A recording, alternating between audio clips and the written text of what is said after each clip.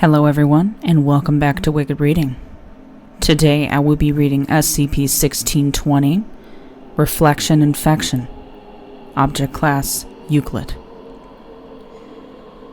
SCP-1620 is a sheet of rectangular metal alloy, measuring approximately 2 meters by 2.5 meters by 0.25 meters, curving at an angle of 2.5 degrees along the long edge.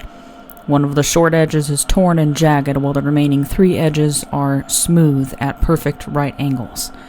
Spectroscopic analysis of samples taken from SCP-1620 proved to be inconclusive, though high concentrations of both titanium and tungsten were registered.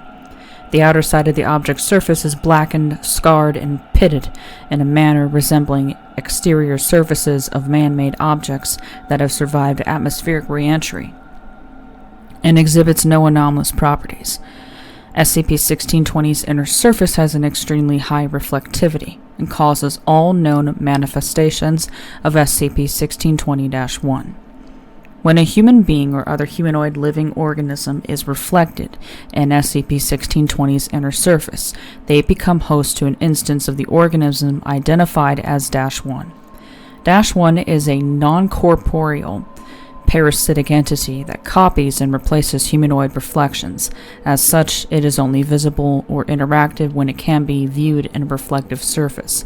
The entity's development progresses through 3 distinct phases over a period ranging from 1 to 10 weeks, designated Stage 1 through Stage 3.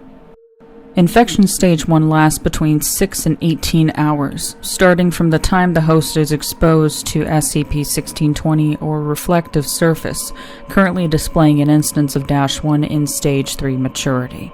During Stage 1, the entity is visually identical to its host's actual reflection and cannot be distinguished as abnormal by any individual other than its current host. Over the duration of Stage 1, the entity will become increasingly desynchronized from its host's actual movements, starting with a slight lag effect as it belatedly attempts to imitate the host, and gradually progressing to the point where it behaves completely independently of the host.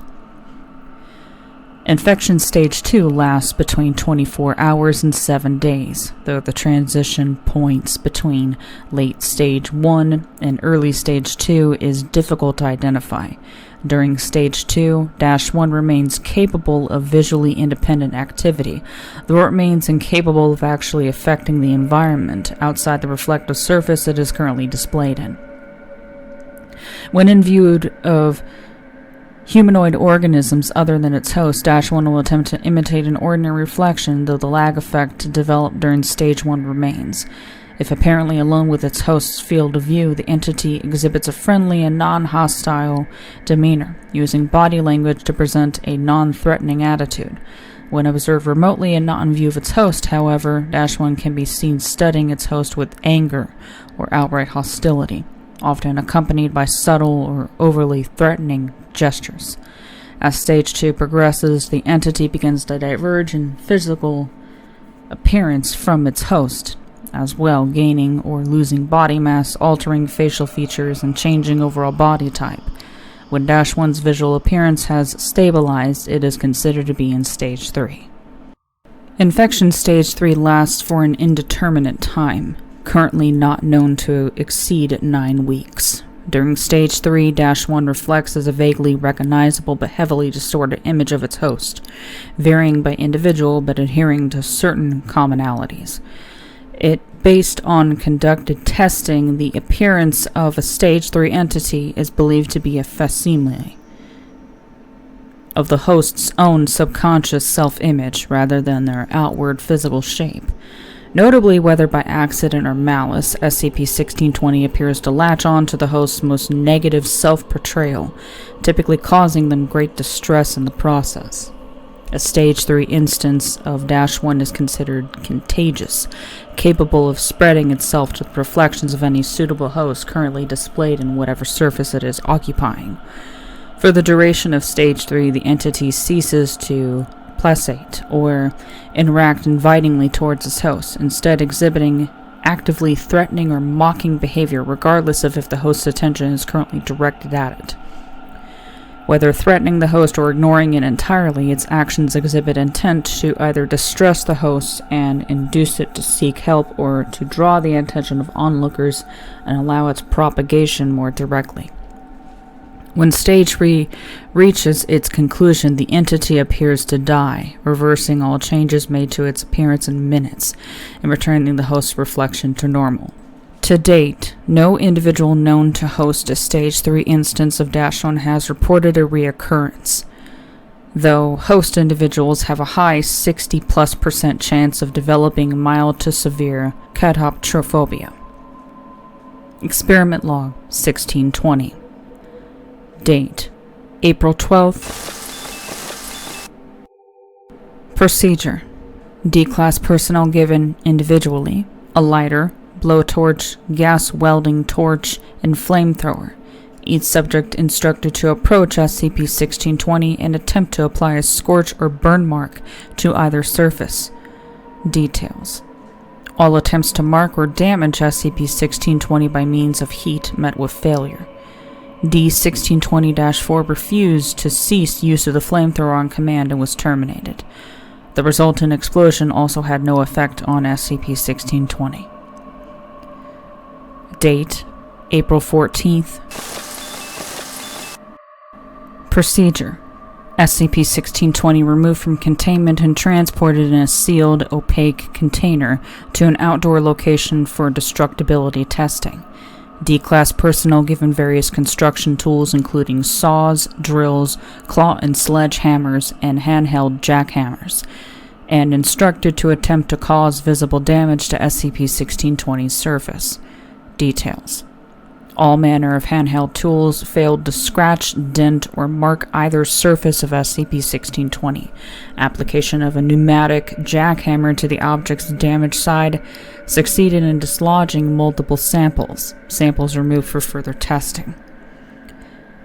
Date: April 18th. Procedure: Subject D-1620-5 deliberately exposed to the object and allowed to develop to infection stage 2, then instructed to interact with -1 and ask it questions.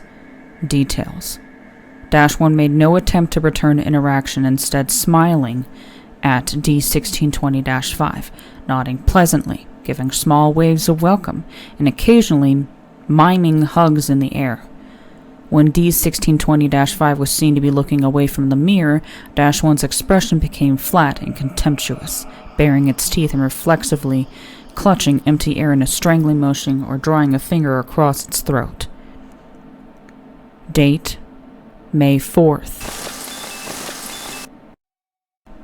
Procedure: live orangutan exposed to SCP-1620. Placed in isolation and observed visually via remote camera within view of a mirror.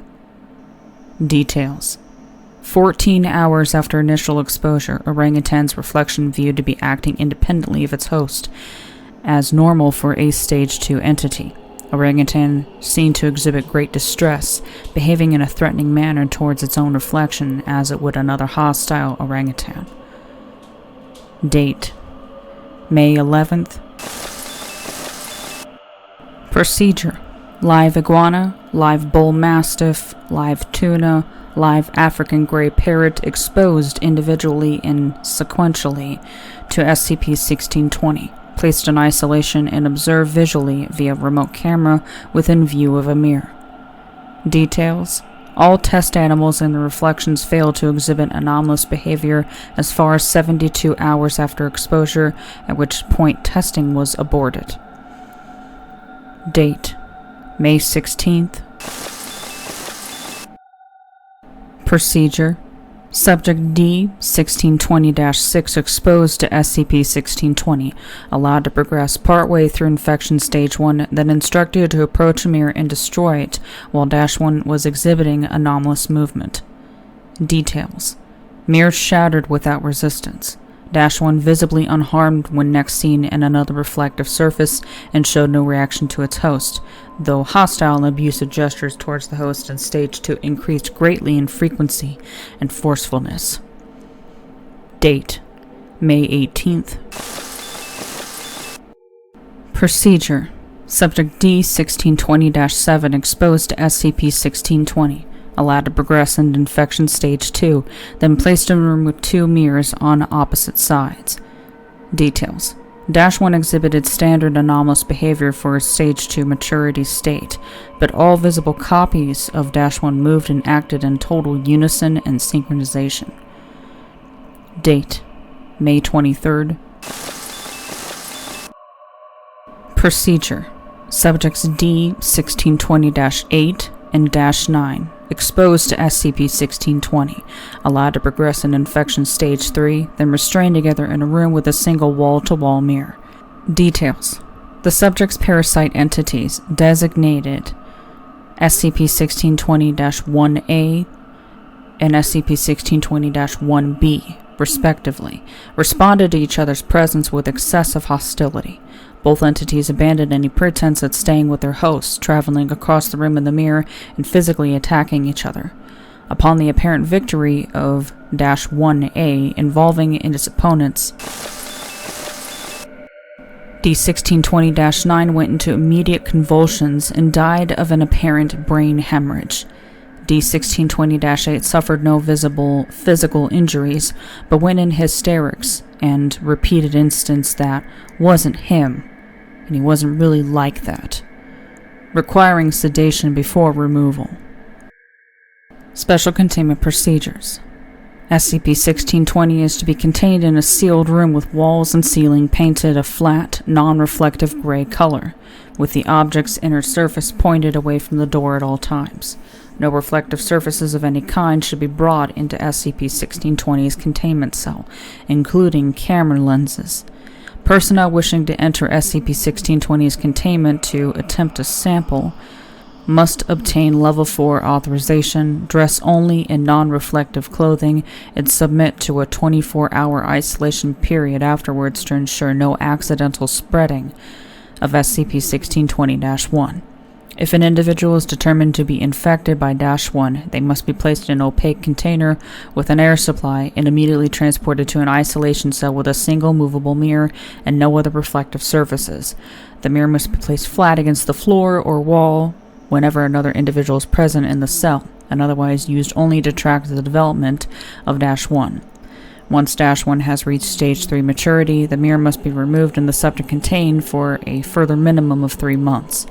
Upon completion of the isolation period, if the subject views a reflection without any sign of -1, they may be released back to normal duty without incident.